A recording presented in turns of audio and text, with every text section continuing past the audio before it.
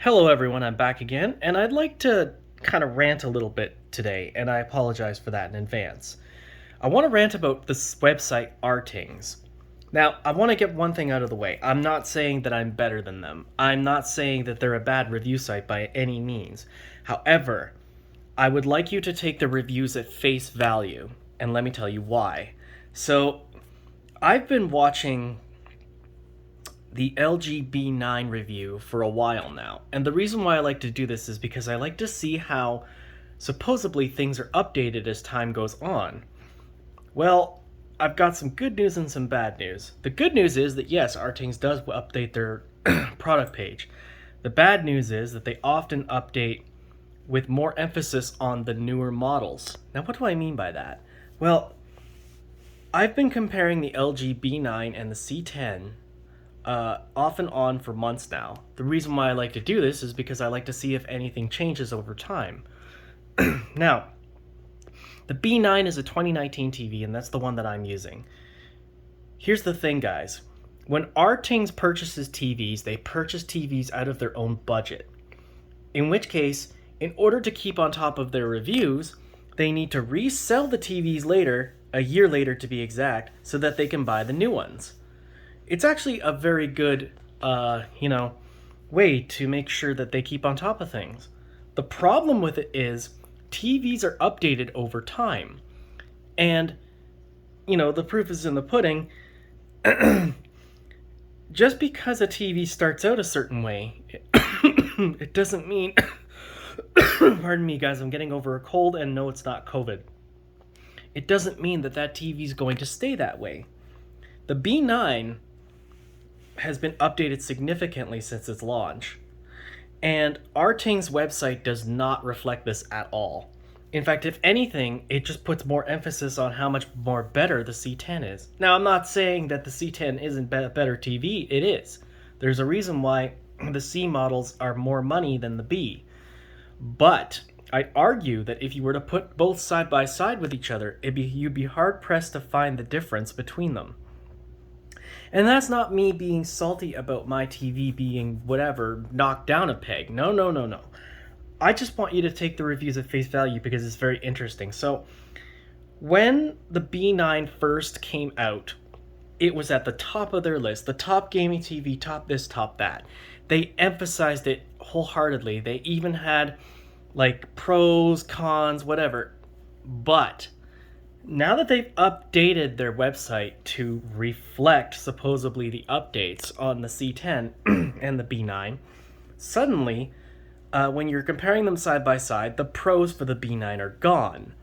Further to that point, there's no update on VRR or 4K 120 Hz. In fact, if anything, they say that it still does VRR 60 Hz. No, it does 4K at 120 Hz with VRR. And I can prove it, and I have in my other videos. Just because it has an Alpha 7 Gen 2 processor doesn't mean it can't handle the load. We're still using HDMI 2.1 ports on this TV. Which brings me to my next point, 4K 120 Hz.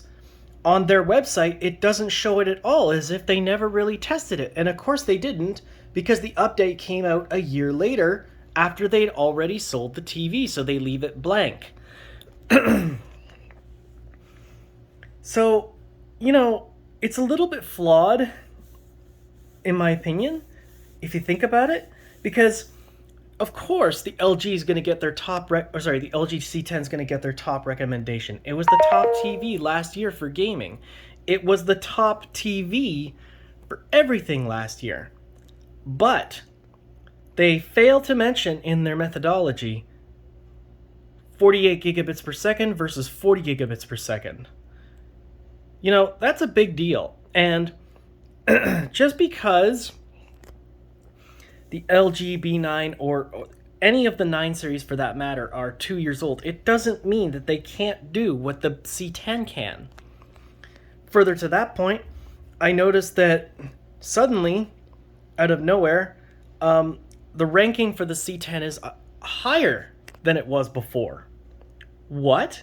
So, for example, before, I believe that the overall usage for um, both models was like almost neck and neck. But suddenly, a lot of the values on the reviews have changed.